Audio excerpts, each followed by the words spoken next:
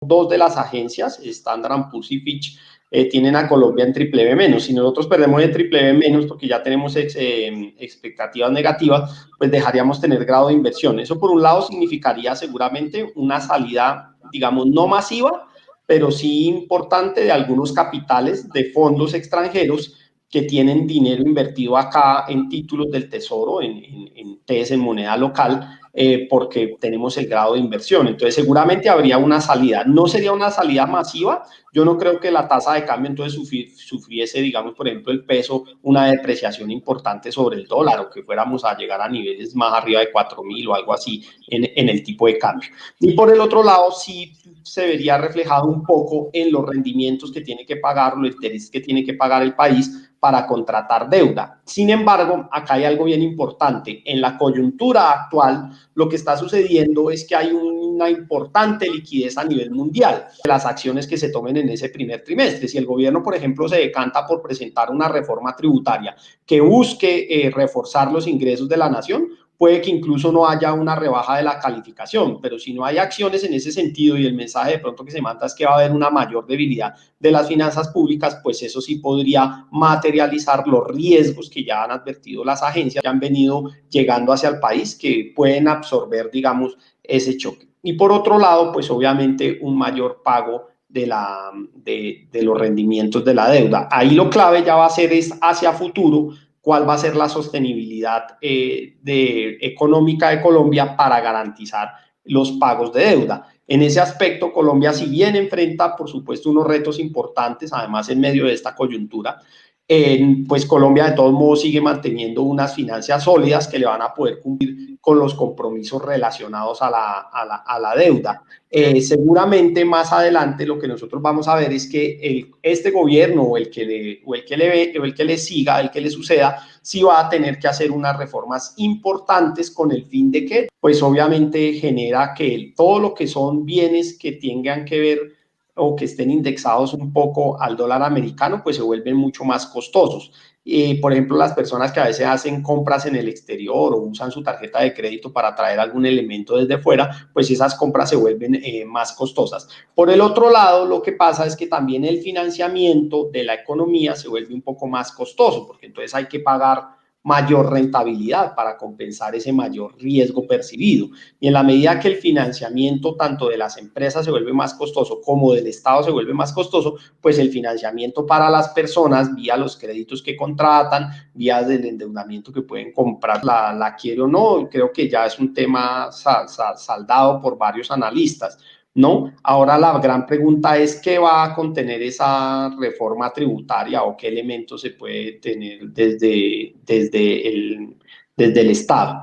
Entonces ahí yo creo que evidentemente va a ser un año difícil para pasar grandes reformas, pero en la medida en que se tome más tiempo va a ser todavía más difícil que si se presenta, digamos, por ejemplo, en el tercer trimestre, porque precisamente no es un año electoral, pero sí es un año de preparación electoral y la primera elección que viene es en 2022, las elecciones de Congreso en marzo. Entonces, seguramente si ya es muy encima, pues ninguno, porque precisamente los impuestos están a cargo del Poder Legislativo, nadie le va, digamos, a caminar a incrementar tarifas ni a los hogares, porque ya vienen muy golpeados los hogares, especialmente la clase media ha sufrido mucho con este tema del coronavirus, pues eso lo vemos reflejado en la tasa de desempleo y que los cálculos dicen que los hogares han perdido en ingresos más de 15 billones de pesos precisamente por la situación actual. Y en el caso de las empresas, especialmente en el segmento de MIPYMES, pues aumentarle las tarifas de impuestos,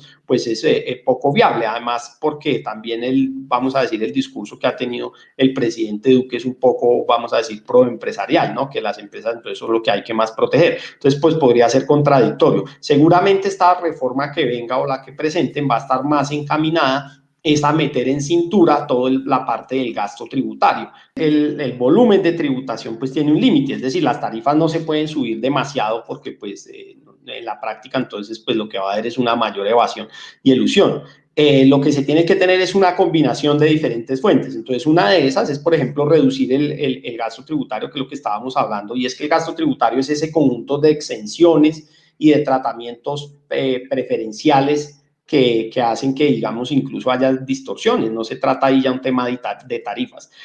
Ahí pues hay unos 94 billones, la mayor parte del gasto tributario está en el IVA, que son cerca de 65 billones, entonces hay que buscar, por ejemplo, reducir eso, entonces ahí se puede tratar de incrementar los ingresos vía la reducción de ese gasto tributario, es decir, disminuir los tratamientos, exenciones, exclusiones y tratamientos diferenciales o preferenciales. De disposición de activos, pues la palabra disposición de activos no está muy clara si es venta, enajenación o qué, por 12 billones de pesos de activos estatales. El Estado tiene participaciones en muchas empresas y se supone que el valor total de todas esas participaciones puede superar los 150 billones de pesos. Eso suena a una cifra, digamos, muy importante.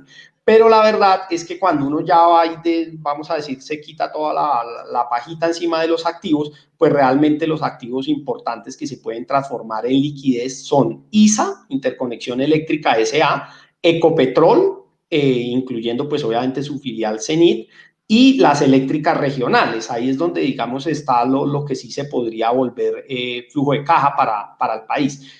Con relación a Ecopetrol, ¿qué me parece a mí? Vender más acciones de Ecopetrol o vender siquiera Ecopetrol o su filial CENIT sería un error grandísimo para Colombia. ¿Por qué? Esto no es un tema de un discurso trasnochado ahí de que es que el Estado tiene que ser, digamos, un planificador central o el dueño de las empresas, no, sino esto es un tema de sumas y de restas. Ecopetrol le aporta al país cerca del 15% del presupuesto general de la nación. Eso fue lo que le entregó en el año 2019.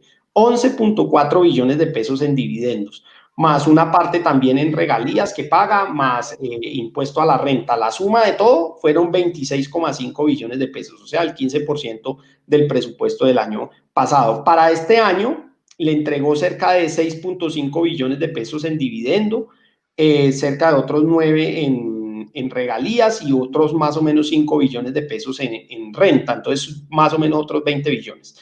Y fuera de eso, pues Ecopetrol es básicamente el único transportador del país. A través de CENIT, pues se transporta todo el crudo y es lo que nos permite convertir la producción petrolera que tenemos nosotros en exportaciones.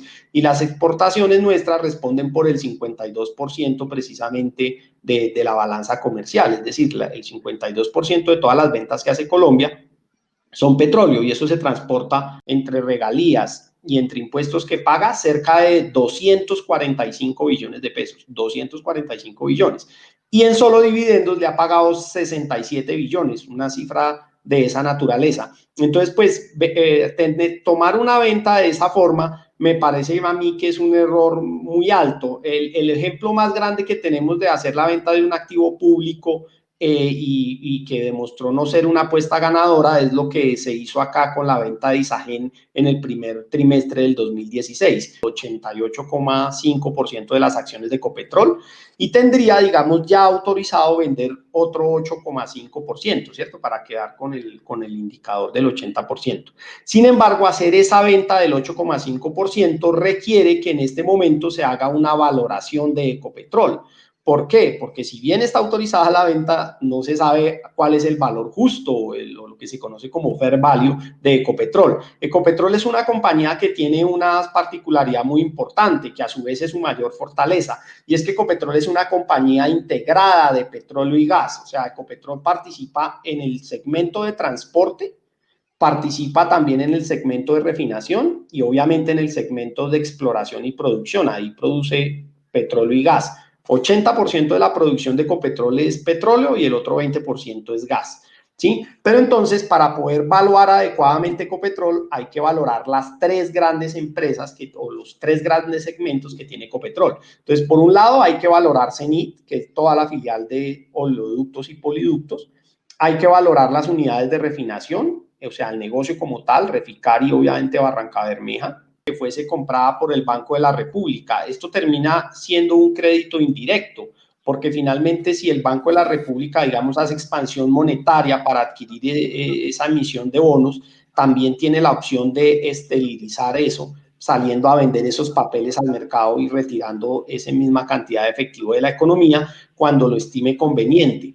Yo creo que el propósito que deben ahora tener el gobierno y las autoridades monetarias, respetando por supuesto pues la autonomía del Banco Central, es que hay que coordinar la política monetaria también con la política económica y fiscal. Hay que tener una mayor coordinación.